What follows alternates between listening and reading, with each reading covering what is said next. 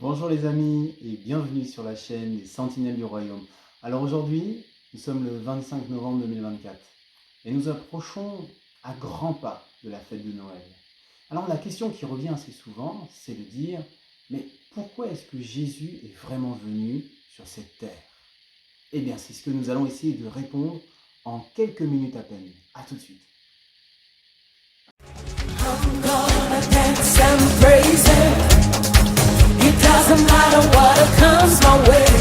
The greater one lives inside. His name is Jesus. His name is Jesus. I'm born a winner. Noël, Noël, les chocolats et les cadeaux sous le sapin. Et bien entendu, la crèche de Noël. Et oui, la crèche de Noël est tout un symbole qui malheureusement se perd beaucoup dans notre pays qu'est la France. Mais c'est bien là que réside le sens de Noël. Jésus qui est venu sur cette terre. Et alors, comme je le disais tout à l'heure, pourquoi est-ce que Jésus est venu sur cette terre? Comment est-ce qu'on pourrait le résumer en quelques minutes avec la Bible qui est là comme support pour nous aider et nous aiguiller justement dans cette compréhension? Eh bien, tout d'abord, il faut revenir à la Genèse. À la Genèse, lors de la création. Dieu avait créé la terre et tout ce qui comporte la terre, les animaux, les plantes, la végétation, etc.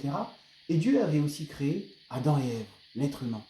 Et il l'avait placé dans ce jardin d'Éden et il lui avait donné un seul ordre à respecter. Il lui avait dit de ne pas manger de l'arbre de la connaissance du bien et du mal. Et il lui a dit, le jour où tu en mangeras, tu mourras. Waouh!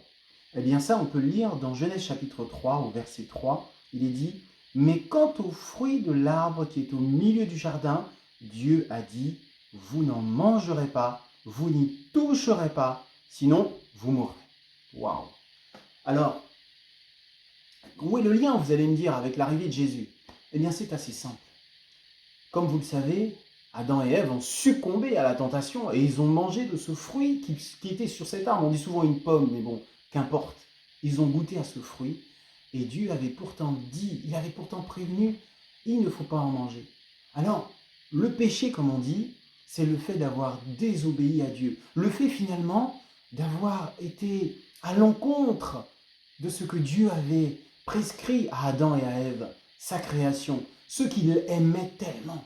Il les avait placés dans ce lieu dans lequel ils pouvaient finalement se repaître, être à l'aise, être heureux et ne manquer de rien.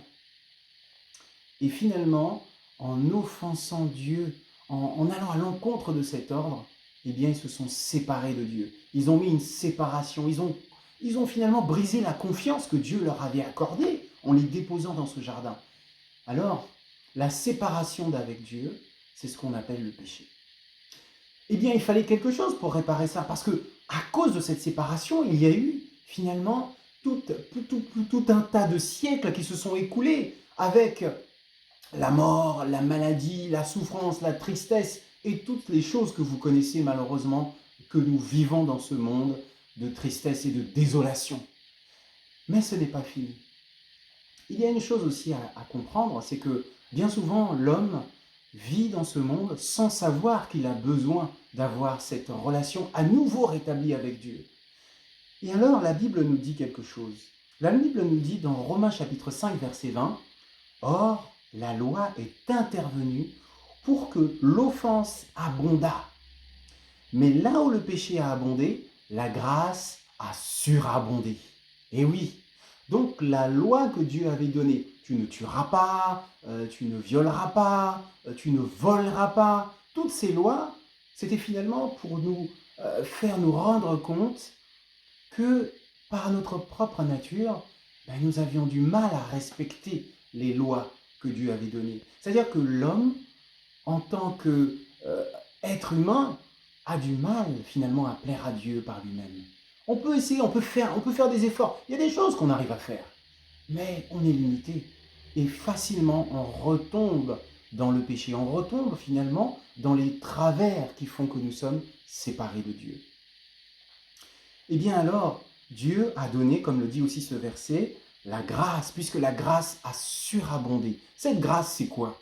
Eh bien, c'est Jésus que Dieu a envoyé sur la terre. Jésus était dans les cieux avec Dieu et Dieu a décidé de l'envoyer sur la terre pour qu'il donne sa vie afin qu'il représente l'agneau de Dieu. Il y avait un sacrifice à faire depuis les générations et des générations. Dieu avait demandé à l'homme de faire un sacrifice pour couvrir ses péchés, couvrir ses fautes, couvrir finalement son imperfection qui l'empêche de s'approcher de Dieu qui est saint.